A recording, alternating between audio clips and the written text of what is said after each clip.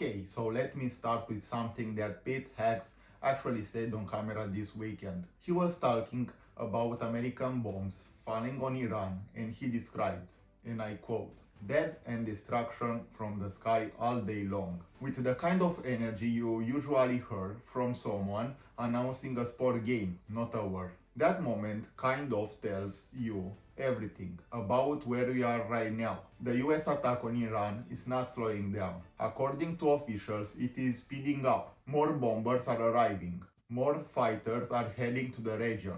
And this morning, I want to walk you someone through everything that happens because a lot of you is wild. Some of it is genuinely alarming, and one part of it involves a torpedo being used in a combat for the first time since World War II. So let's get into it.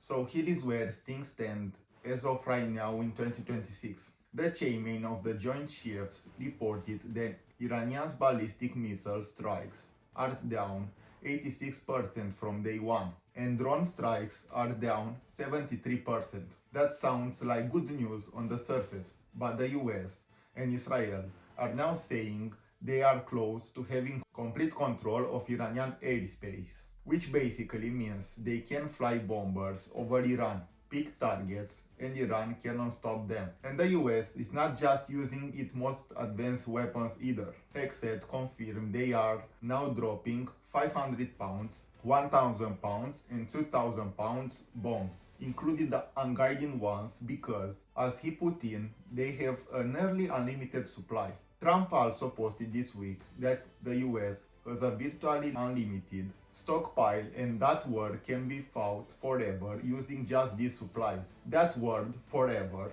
a lot of Americans couch that. And speaking of things that were hard to miss, the US reportedly sank an Iranian naval ship off the coast of Sri Lanka using a submarine launched torpedo. That is the first time a US submarine was fired a torpedo at the enemy ship is actually combat since World War II. Sri Lanka officials initially reported without knowing the cause, saying 30 people were rescued and the search was underway for survivors. The US also said the leader of the Iranian unit that allegedly planned to assassinate Trump back in 2024 was killed in the strikes. Here is where things get complicated, and this is the part that worries a lot of people. Iranian senior leadership is a serious trouble. Many of the top members of the Assembly of Experts, the group responsible for choosing a new supreme leader, are reportedly dead, missing, or hiding. But here is the thing, even with all of that, they are apparently still moving forward with picking someone. And the name that keeps coming up is the former Supreme Leader's own son. He is reportedly a hard dinner, and he is believed to have strong support from the top Revolutionary Guard officials. Trump himself said this weekend that the worst case scenario will be a new supreme leader who is just as extreme as the last one. But here is what makes it even more difficult. In the strikes last Saturday, this man reportedly lost not just his father, but his wife, his mother, and his son. So multiple experts are now saying he's probably not going to be quiet, comparative figurehead that the White House was apparently hoping for. And Israel's defense minister has already said publicly that if the next supreme leader follows the same ideology, he'll become, quote, an unequivocal target. One of the most painful stories this weekend, a strikes on girls' school that killed at least 175 people on Saturday. The US and Israel both denied responsibility. The official response was something like, "We are investigating and we never target civilian location." Now I want to be fair here. Getting reliable information out of the Iran right now is genuinely hard. There is no undeniable proof of who is responsible, and I want to be clear about that. But a lot of experts and analysts are saying the probability points in one direction. And every time Hegseth goes on camera and carefully describes death and destruction from the sky, it makes it harder for the administration to claim the moral high ground on civilian casualties. Let's talk about how other countries are reacting, because this is getting messy. Turkey, which is a NATO member and shares 300-mile border with Iran, shot down a ballistic missile that was heading into its airspace. Now, if that missile was intentionally aimed at Turkey, that is a potential massive escalation. A confirmed attack of NATO territory could technically trigger the alliance mutual defense cause and drag all 32 member states into its conflict. The intended target is still unclear. Turkey does host a US air base.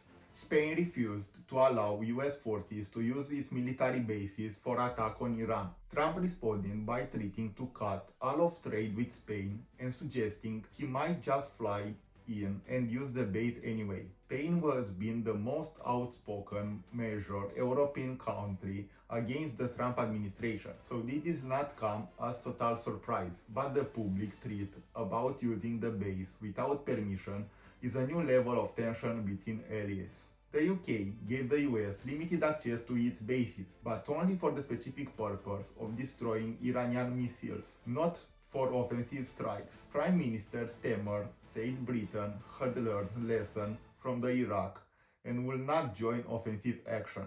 France sent its aircraft to the Mediterranean official for defensive purposes. And Pakistan warned Iran directly, saying it was a mutual defense agreement with Saudi Arabia and told Iranian leadership to keep that in mind.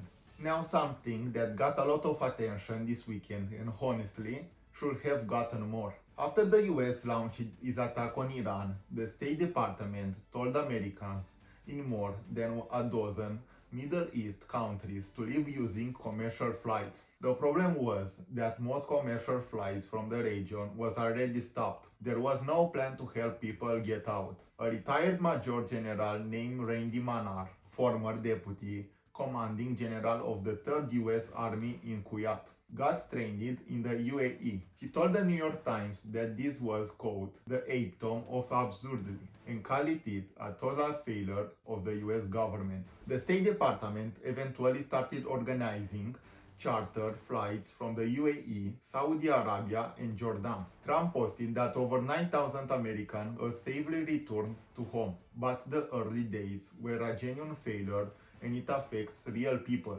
including senior military officials who had spent decades serving the country. Okay, this is the part that I keep coming back to. Secretary of State Marco Rubio's initial explanation for the war was that Iran posed an imminent threat, specifically because of the US believed Iran will be attacked by Israel and would then related against American troops. But if you read that carefully, what he is saying is, he attacked Iran because he knew Israel was going to attack Iran and he wanted to get ahead of the retaliation, which raises the question of how they knew Israel was going to attack, and the answer, based on everything Israel was said publicly, is that the US and Israel coordinated this for months. Israel was openly stated we would not have moved without Trump approval. The Rubio walked back his one explanation and pivoted to Iran weapons arsenal being real danger. The Trump sent a letter to Congress saying there is actually no imminent threat and that the real goal were to stop Iran's regional influence and protect shipping through the Strait